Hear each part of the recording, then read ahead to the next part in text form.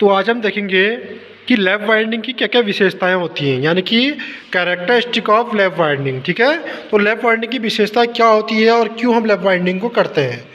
तो सबसे पहले देखो, लैप वाइंडिंग करने का फ़ायदा ये होता है कि लैप वाइंडिंग को हम करते हैं हाई करंट और लो वोल्टेज के लिए, क्योंकि इसमें करंट का मान जो होता है हाई होता है और वोल्टेज का मान क्या होता है, लो होता है। इसीलिए जिस मशीन में हमको करंट की आवश्यकता ज़्यादा पड़ती है उस पर हम लैप वाइंडिंग का प्रयोग करते हैं। लैप वाइंडिंग में क्या होगा, हमारा करंट क्या रहेगी, हाई रहेगी, और वोल्टेज क्या रहेगी, इसमें लो रहेगी। ठीक है, अब हम देखते हैं कि लैप वाइंडिंग में आखिर करंट ज़्यादा क्यों होती है। ठीक है, तो सबसे पहले टर्म की बात करेंगे इसकी विशेषता की।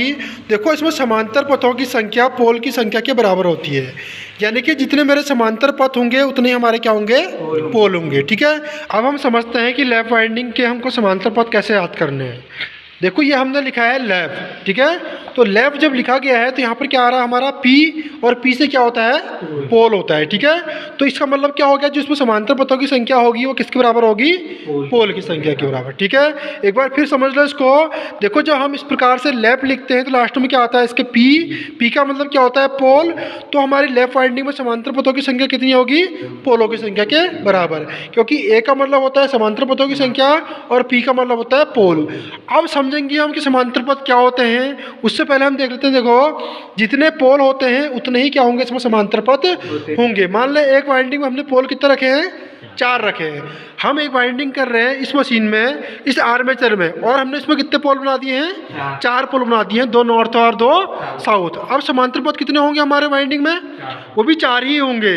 अब समांतर पथ का मतलब होता है रास्ता। क्या होता है पथ का मतलब रास्ते कितने होंगे हमारे इसमें, 4 रास्ते होंगे। देखिए, अब इसमें ये हमने 4 वाइंडिंग ले रखी है, वाइंडिंग फर्स्ट, सेकंड, थर्ड और 4। इतना सुनना आ गया। कितनी वाइंडिंग ले रखी है हमने इसमें, 4। अब यहाँ से हमारा केवल एक रास्ता है, और इस पॉइंट में आने के बाद हमारे रास्ते कितने बन गए, यहाँ पर 4 रास्ते बन गए। देखो, 1 2 3 4, प्रत्येक वाइंडिंग के लिए हमने रास्ते क्या कर दिए हैं, अलग अलग बना दिए हैं।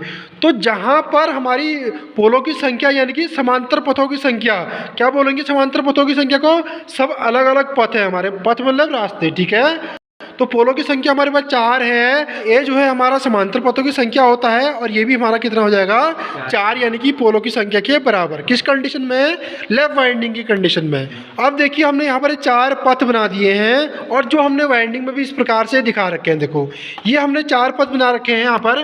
अब हमने यहाँ पर किया क्या है, देखो, सबके पहले सिरे को एक साथ और दूसरे सिरे को एक साथ कनेक्ट कर दिया है इस सर्किट डायग्राम के अनुसार। ये हमारी एक वाइंडिंग हो गई, ये दूसरी हो गई, तीसरी हो गई, और एक चौथी हो गई।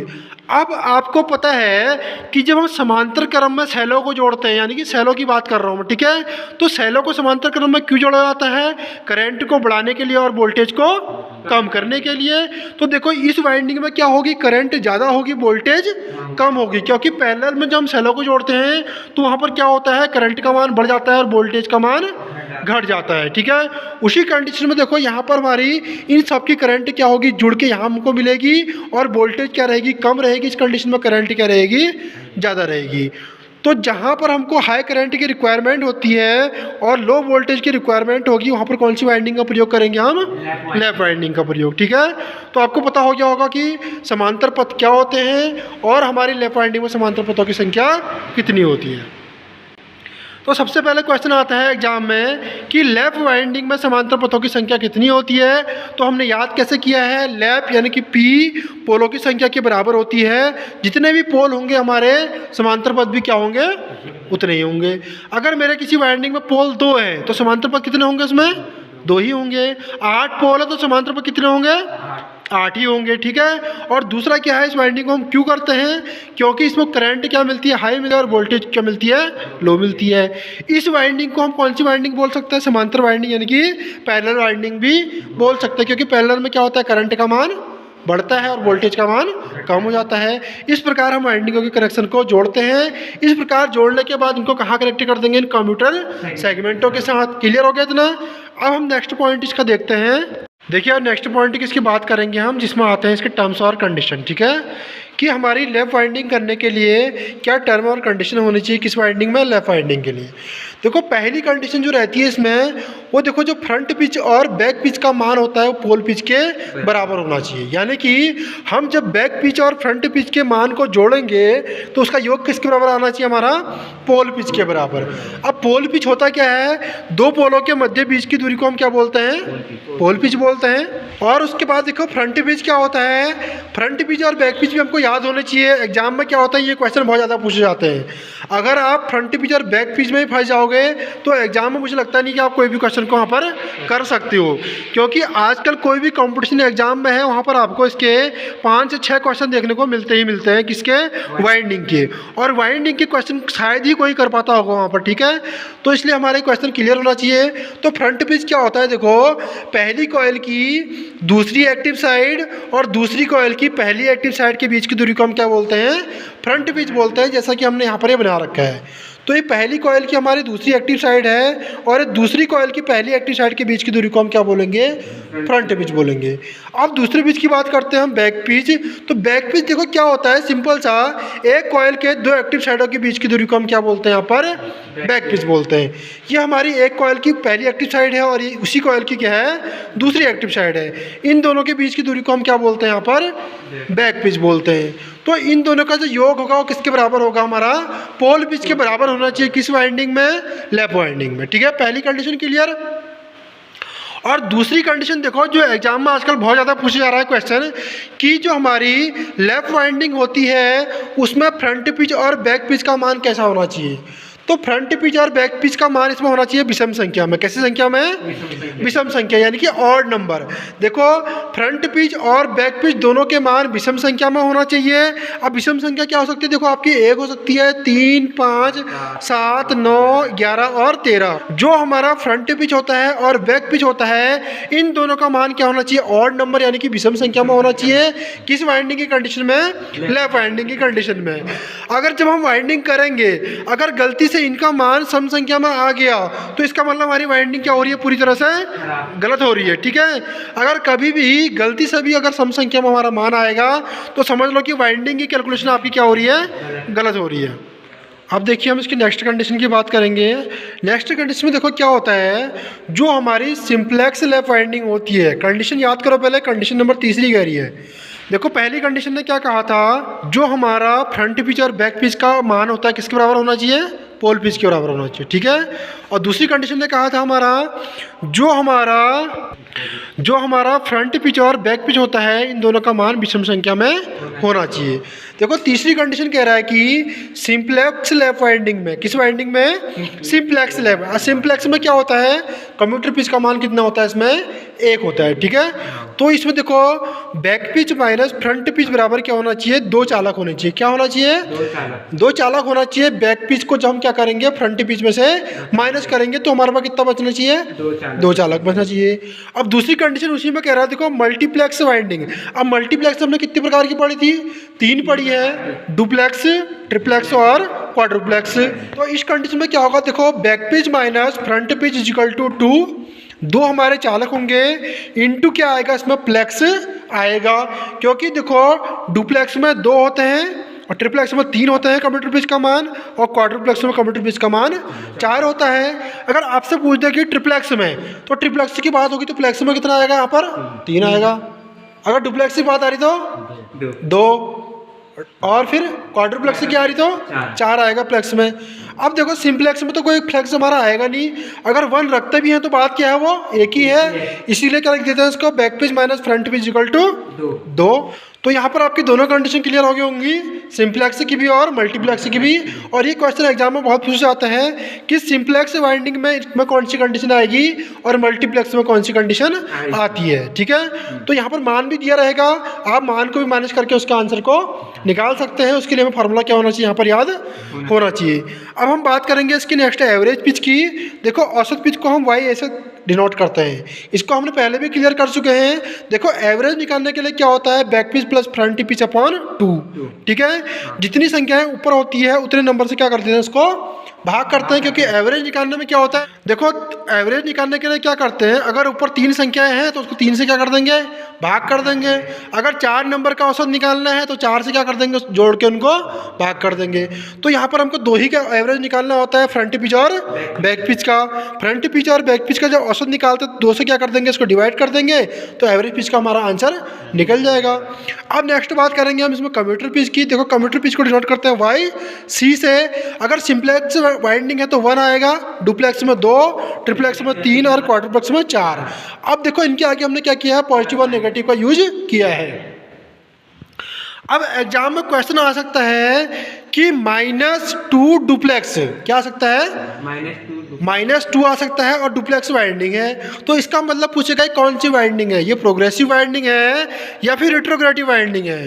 देखो प्रोग्रेसिव में क्या होता है, प्लस का निशान होता है, क्योंकि हम उसमें क्या करते हैं, आगे की ओर बढ़ते हैं। और जो रिट्रोग्रेटिव वाइंडिंग होती है उसमें माइनस का निशान होता है, क्योंकि उसमें क्या करते हैं, हम बैक साइड को चलते हैं। ठीक है, तो प्लस का मतलब हो गया यहाँ पर हमारा प्रोग्रेसिव से, माइनस से हो गया हमारा रिट्रोग्रेसिव से।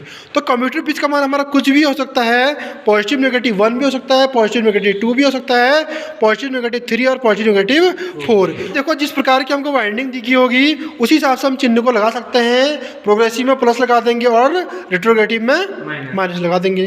तो कंडीशन आपके क्लियर हो चुकी होंगी। अब देखिए हम नेक्स्ट कंडीशन की बात करेंगे, जो हमारी यहाँ पर छठी कंडीशन है, किस वाइंडिंग की, लेफ्ट वाइंडिंग की। जब सारी कंडीशन हमें पता होगी तभी हम क्या कर सकते हैं, वाइंडिंग को अच्छी प्रकार से कर सकते हैं और वाइंडिंग के सारे क्वेश्चनों को क्या कर सकते हैं। नहीं तो वाइंडिंग के क्वेश्चन हमारे क्या हो जाएंगे, सारे गलत हो जाएंगे। नेक्स्ट क्वेश्चन देखो यहाँ पर क्या रहा कि समांतर पथों की संख्या। अब आपको पता है कि जो हमारी लेफ्ट वाइंडिंग होती है वहाँ पर समांतर पथों की संख्या पोलों की संख्या के बराबर होती है। ठीक है, एक कंडीशन हमारी ये होती है, ये कंडीशन रहेगी हमारी सिंप्लेक्स वाइंडिंग में। किस वाइंडिंग में, सिंप्लेक्स वाइंडिंग। अब दूसरी वाइंडिंग की जब हम बात करते हैं उसमें आती है डुप्लेक्स वाइंडिंग, ट्रिप्लेक्स वाइंडिंग और क्वाड्रुप्लेक्स वाइंडिंग। तो इस कंडीशन में जो हमारी समांतर पथों की संख्या होगी वो क्या हो जाएगा, A बराबर P इंटू प्लेक्स। अब P क्या हमारे पोलों की संख्या है, नंबर ऑफ पोल, और P क्या हमारे फ्लेक्स है। देखो यहाँ पर एक क्वेश्चन कह रहा है कि लेफ्ट वाइंडिंग में पोलों की संख्या 2 है, समांतर पथों की संख्या बताइए, यानी कि समांतर पथ इसमें कितने होंगे। देखो हमारे कितने हो गए इसमें, पोल 2 हैं पोल, तो समांतर पथ भी कितने होंगे उसमें, 2। पोल कितने दे रखे हैं यहाँ पर, देखो 2 दे रखे हैं।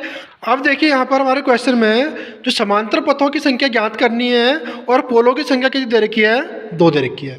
हमको पता है जो हमारी लेफ्ट वाइंडिंग होती है उसमें समांतर पथों की संख्या पोल की संख्या की क्या होती है, बराबर होती है। तो P बराबर कितना हो जाएगा यहाँ पर, 2 हो जाएगा पोलों की संख्या। अब हमारे समांतर पथ कितने होंगे, 2 होंगे। ठीक है, पोलों की संख्या के बराबर। अगर इसी क्वेश्चन को इस प्रकार से दे दे वो कि एक लेफ्ट वाइंडिंग में पोलों की संख्या 2 है और समांतर पथों की संख्या ज्ञात कीजिए, और वाइंडिंग कौन सी हमारी यहाँ पर ट्रिप्लेक्स वाइंडिंग है। कौन सी है, ट्रिप्लेक्स वाइंडिंग है। तो हमारा फॉर्मूला क्या लगेगा, समांतर पथों की संख्या is equal to pole into plex. अब क्या होगा, देखो यहाँ पर A बराबर पोलों की संख्या कितनी है, 2 है, प्लेक्स कितने हैं, 3 है। तो समांतर पथों की संख्या कितनी होगी हमारे पास, 6 होगी। ठीक है, तो इस प्रकार से देखो क्वेश्चन घुमा के आता है और बहुत से लोग क्या कर देते हैं, क्वेश्चन को यहाँ पर गलत कर देते हैं। अब देखो पहली कंडीशन में हमारी समांतर पथों की संख्या 2 आ रखी है और दूसरी कंडीशन में कितनी आ चुकी है, 6। देखो कितना अंतर हो गया एक प्लेक्स की वजह से। अब देखो समांतर पथों की संख्या 2 का मतलब क्या है कि हमारे रास्ता कितने होंगे इसमें, यहाँ से एक रास्ता है, कितने भागों में बढ़ चुके हैं, 2। अब यहाँ पर देखो अगर ट्रिप्लेक्स वाइंडिंग कर देंगे तो समांतर पथों की संख्या कितनी आ रही है, 6 आ रही है। तो 2 2 4 2 6, हमारे यहाँ से कितने रास्ते बन गए, अब 6 रास्ते बन गए। तो इसमें करंट ज़्यादा होगी और इसमें ज़्यादा होगी, जिसमें समांतर पथों की संख्या ज़्यादा होगी उसमें करंट क्या होगी, हमारी ज़्यादा होगी। और जिस वाइंडिंग में हमारी समांतर पथों की संख्या ज़्यादा होगी उसमें करंट क्या होगी, ज़्यादा होगी। और जिसमें समांतर पथ कम होंगे उसमें करंट क्या होगी, कम होगी। ठीक है, इतना क्लियर। देखो अब नेक्स्ट कंडीशन की बात करेंगे हम इसकी। देखो नेक्स्ट कंडीशन कहता है कार्बन पुरुष की संख्या पोलों की संख्या क्या होनी चाहिए, बराबर होना चाहिए। अब जैसे कि इस वाइंडिंग में क्या कर रहे हैं हम, 2 कार्बन पुरुषों को यूज़ कर रहे हैं। ठीक है, तो कार्बन पुरुष अगर 2 यूज करें हैं हमने यहाँ पर, इसका मतलब क्या है कि हमारे पोल भी कितने होंगे इसमें, 2 होंगे। देखो यहाँ पर हमने इस प्रकार के पोल यूज किए हैं, एक नॉर्थ और एक साउथ, 2 पोल हैं। तो वाइंडिंगों में हमने क्या कर रखे हैं, 2 ही कार्बन पुरुष भी यूज कर रखे हैं। ठीक है, तो कार्बन पुरुष उतने ही होंगे जितने हमारे पोलों की संख्या होगी। अगर 4 पोल बना रहे तो कार्बन पुरुष कितने यूज होंगे, 4 होंगे। किस वाइंडिंग में, लेफ्ट वाइंडिंग में। ठीक है, प्रोग्रेसिव वाइंडिंग एक होती है हमारी रिट्रोग्रेसिव वाइंडिंग। अब इन दोनों वाइंडिंगों में से आपको एक ही को याद करना है, या तो आप प्रोग्रेसिव को याद करो या तो आप रिट्रोग्रेटिव को याद करो। इसका फ़ायदा यह होगा कि अगर मैं प्रोग्रेसिव को याद कर लेता हूँ, समझ लेता हूँ, तो रिट्रोग्रेटिव में क्या हो जाएगा, इसका उल्टा हो जाएगा। ठीक है, अगर हम दोनों को ही याद करते हैं तो कन्फ्यूजन होने के चांसेस क्या होते हैं, बहुत बढ़ जाते हैं। ठीक है, हमें एक ही याद करना है। देखो प्रोग्रेसिव वाइंडिंग में क्या होता है, जो बैक पिच का हमारा मान होता है, किसका मान होता है, बैक पिच का मान हमें निकालना होगा, तो इजिकल टू होता है जेड अपॉन पी। अब जेड क्या होता है, चालकों की संख्या यानी कि कंडक्टरों की संख्या अपॉन पोल की संख्या, और प्लस क्या हो जाएगा हमारा 1 हो जाएगा। क्लियर है। अब देखिए अगर मैं इसको वाइंडिंग मान लेता हूँ, तो इसमें वाइंडिंग के जितने भी तार दिखाई दे रहे हैं, तो ये हमारे क्या होंगे, इनको गिन लेंगे। जब इनको काउंट करने के बाद मैंने मान लो 25 आ रहे हैं, तो हमारा चालकों की संख्या कितनी होगी, यहाँ पर 25 होगी, यानी कि जेड कितनी हो गया, 25।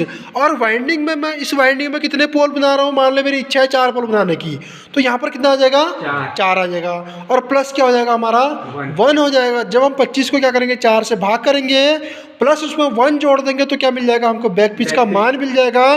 किस कंडीशन में, हमारी लेफ्ट वाइंडिंग की कंडीशन में।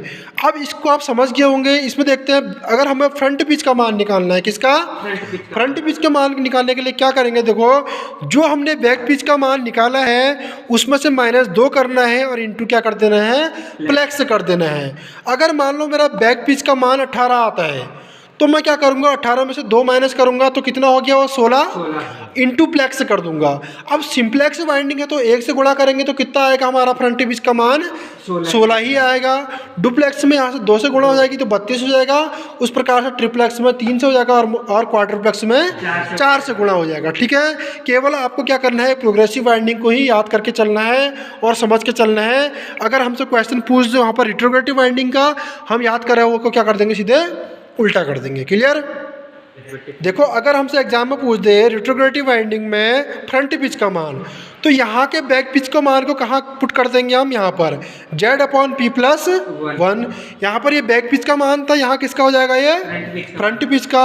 अब यहाँ जो फ्रंट पिच का मान था वो यहाँ क्या हो जाएगा, बैक पिच का मान हो जाएगा।